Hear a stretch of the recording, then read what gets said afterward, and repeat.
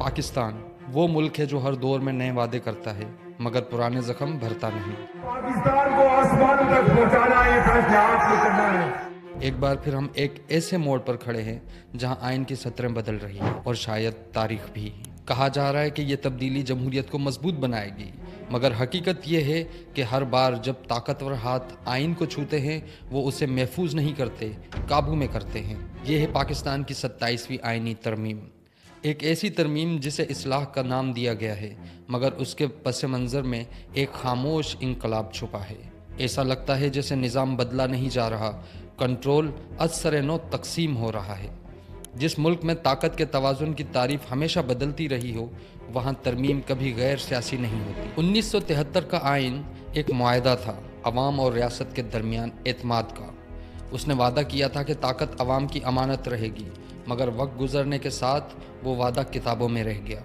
ہر حکومت نے آئین کو اپنے مطلب کے مطابق درست کیا، 8ویں ترمیم سے لے کر 17ویں اور 18ویں ترمیم تک، اور اب 27ویں ترمیم، جو شاید یہ طے کرے گی کہ پاکستان جمہوری رہے گا یا ایک نئی شکل کی آمریت میں ڈھلے گا۔ یہ ترمیم ایک نئی وفاقی آئینی عدالت کے قیام کی بات کرتی ہے، بظاہر انصاف کے لیے مگر دراصل طاقت کے دائرے بدلنے کے لیے۔ سوچنے کی بات یہ ہے، جب سپریم کورٹ ملک کی اعلیٰ ترین آئینی اتھارٹی ہے تو پھر ایک نیا فورم کیوں؟ کیا انصاف بانٹا جا رہا ہے یا اثر و رسوخ؟ کیا یہ نیا ادارہ عدل کو مضبوط کرے گا یا اسے تقسیم کر دے گا؟ کہنے کو تو یہ عدلی اصلاح ہے مگر شاید حقیقت میں یہ عدلی سیاست ہے۔ پھر بات آتی ہے آرٹیکل 243 کی، وہ شق جو مسلح افواج کے اختیارات طے کرتی ہے۔ حکومت کا کہنا ہے کہ ترمیم شفافیت کے لیے ہے، لیکن سوال یہ ہے کہ شفافیت کے نام پر طاقت کی تعریف بدلنا کیا واقعی وضاحت ہے یا نیا اختیار؟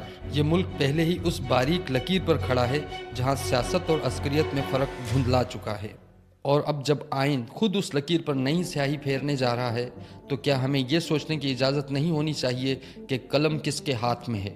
فوج نے ہمیشہ خود کو ریاست کا ضامن کہا، مگر جب ضمانت اقتدار میں بدل جائے تو نظام کے توازن کی بنیادیں ہل جاتی ہیں۔ اب جب آئین میں ایسی شقیں شامل کی جا رہی ہیں جو بالواسطہ طور پر عسکری اختیارات کو آئینی تحفظ دیتی ہیں، تو سوال صرف یہ نہیں کہ اس کا اثر کیا ہوگا، بلکہ یہ بھی ہے کہ کیا کوئی اس پر سوال اٹھانے کی ہمت رکھتا ہے؟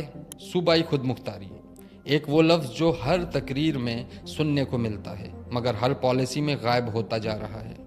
18ویں ترمیم نے صوبوں کو اختیار دیا مگر اب لگتا ہے کہ مرکز ان اختیارات کو واپس لینے کی راہ تلاش کر رہا ہے۔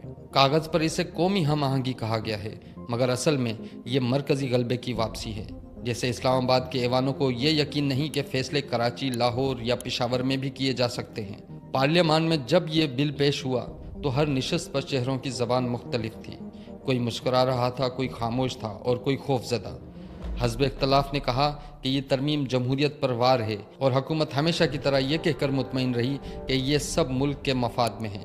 عجیب بات ہے، اس ملک میں ہر وہ کام جو عوام سے مشورہ کیے بغیر کیا جائے ہمیشہ ملک کے مفاد میں ہوتا ہے۔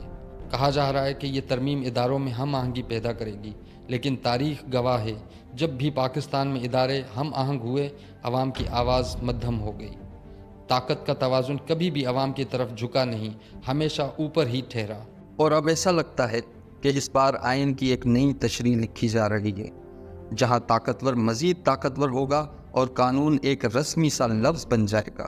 ترمیم کے حامی کہتے ہیں کہ یہ اصلاح ہے، مگر اصلاح وہاں ہوتی ہے جہاں نیت صاف ہو، یہاں نیت مبہم ہے، مقصد الجھا ہوا اور انجام خطرناک، کیونکہ جو زبان آئین کی تشریح کے لیے استعمال ہو رہی ہے وہ اتنی محتاط ہے کہ جیسے سچ بولنا بھی جرم بن گیا ہو۔ اب سوال یہ نہیں کہ یہ ترمیم کس کے حق میں ہے، سوال یہ ہے کہ کس کے خلاف نہیں۔ کچھ طاقتور شخصیات اب ناقابل احتساب ہونے جا رہی ہیں۔ آئین ان کے لیے دیوار نہیں، ڈھال بننے والا ہے، اور اگر ایسا ہوا تو پاکستان کا نظام اب جمہوری یا نیم جمہوری نہیں رہے گا بلکہ ایک منظم آمریت کی صورت اختیار کرے گا۔ ایسا لگتا ہے جیسے ریاست اب عوام سے نہیں، عوام پر اعتماد چاہتی ہے۔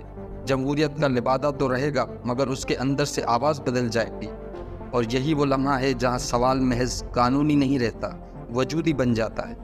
کیا یہ ترمیم واقعی جمہوریت کو سہارا دے گی یا پھر وہی پرانی کہانی جہاں آئین کا نام لیا جاتا ہے مگر فیصلے کہیں اور لکھے جاتے ہیں؟